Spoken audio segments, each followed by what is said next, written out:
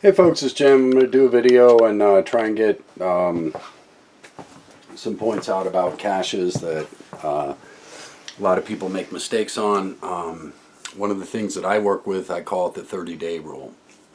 And that is, I find the location for my cache and I do a lot of evaluation of that location, water, foot traffic, can I easily cover this, make it look as natural as possible after I'm done tampering with the area and all of that. And then the water table, obviously, because water comes up and down throughout the year, so got to make sure we have an area of water table.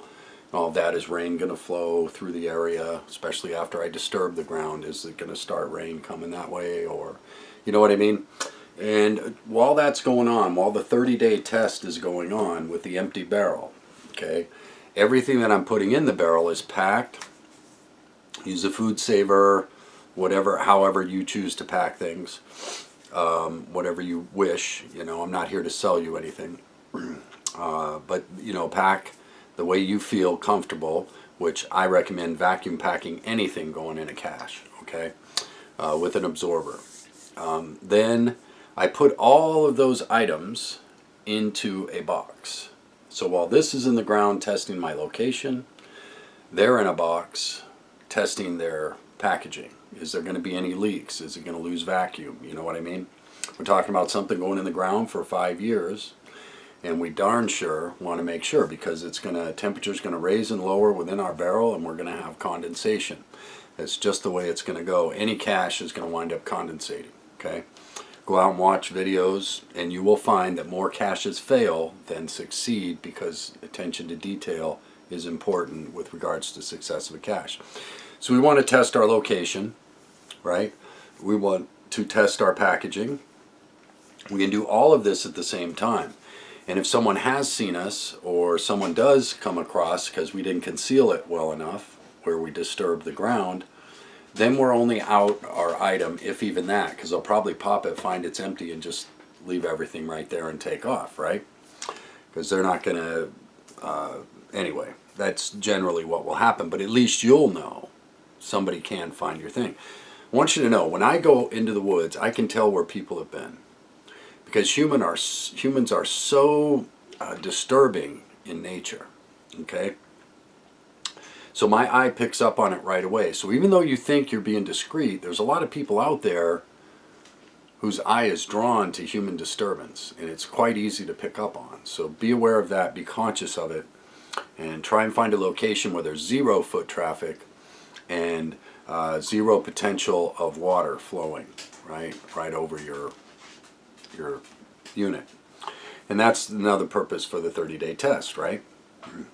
So the other thing too about packing, try and again package things. Some things you should pack double. Some things, obviously don't need to be packed as critical as others, but I would pack everything to the best of your ability. Some things like I'm putting the Henry's rifle in there, so it's got to be oiled and vacuum sealed, right?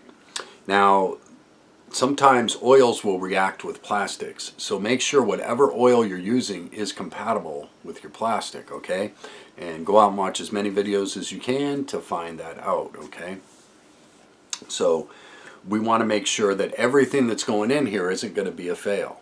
And hopefully you will watch at least 10 cache videos to figure that out, okay? Please do. I recommend it. If you've never done a cache before, please, at least 10 videos of successful cachers, okay? Now I call this cache planting. When we put something in the ground, I call it cache planting, okay? And I have that 30-day rule, and that's the main purpose of this video, to get across to you the 30-day rule. You never know if a bird watcher was sitting out 50, 75 yards from you watching you plant your cache. These people are very stealth, right? They're so stealth, birds don't fly, right? So if you think you're going to notice them, probably not, okay? So we need to really test our location, all right? And that's part of the reason why. And also, if someone can tell, where you're at, that's going to teach you another lesson, right? In that, hey, I'm too disruptive in nature, and I'm leaving an obvious footprint of where my cache is. Okay, so that's the reason for the 30-day trial. It's to help you get better, and more importantly, see if the location you're at, its water table is good for your cache, right? And you know, and if you're good at covering it up so that it won't be found, right? So all these things come into play, and while that's happening, our packaging's cooking, and we know if any of it's leaked and all of that, because a lot of items cannot simply have air to them to survive 5 years. They just can't. That's just the way it is. Like that reference guide that I brought out on the other video, that one was, you know, paper products will just mold. Okay, in an environment that's enclosed, you're going to have moisture, and eventually you're going to have mold possibly on certain items. So everything in there you want packed as good as possible so that you don't create a mold environment, right? And that's another problem. You know, again, watch those videos of fails, and boy, they are catastrophic failures, man. Like, your cache is just ruined, okay? So you know, the devil's in the details when it comes to doing a cache properly. And remember the 30-day rule, okay? Run that 1-month trial on your location and on your packaging before you do your final bury, okay? That's just my opinion on this, and that's my rule for me to make sure that I have a successful cache. I want to know what's going to go wrong in here. And just because, you know, if you go out in July to plant your cache, I don't recommend that, because the water table is going to change, isn't it? The groundwater table. It's probably going to change from July all the way back around to May. Your water table may be up to here, when in July it's way down here, right? Your barrel looks fine. That's why we cover from the top down, but we allow water to come up and down. We don't allow water to come in and stay, do we? So we bag over the top and duct tape, right? This is the area we want safe from water. We don't really care about the bottom, right? At least I don't. So, you know, these are all things to think about too. The time that you're going to plant your cache, the time of year. Can you truly test a cache location if you're at the lowest water table of the year? I don't think so. And you want to know what the water table is of where you're planting your cache, don't you? That'd probably be a good idea, wouldn't it? So cache planting isn't as simple as running out with a 5-gallon bucket and throwing a bunch of things in a bucket and burying it. Okay, that's going to be a fail generally.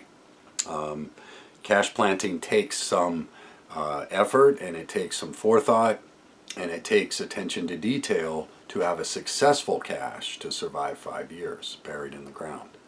So anyway, I hope this has been helpful. Go out, and again, I recommend 10 videos at least, please. Do that if you have never planted a cache before. Do at least 10 videos. Try and get a good idea of what it is. Learn how to cover, not just cover your cache, but cover your path to that cache to try and get it back to as natural looking as possible. Humans leave distinct trails, folks. And I can tell it all the time. And if you leave me a trail and then I see a ground disturbance, start digging. It's really that simple. So I want you to be extra conscious of cache planting, okay? And it's not complicated, and it's very easy to do, don't get me wrong. But these are things that we should all think about when cache planting, if you want your cache to be there, number one, and two, if you want it to be useful when you open it up. These are all in the details of cache planting. So I hope this video has been informative. This is my last video on cache.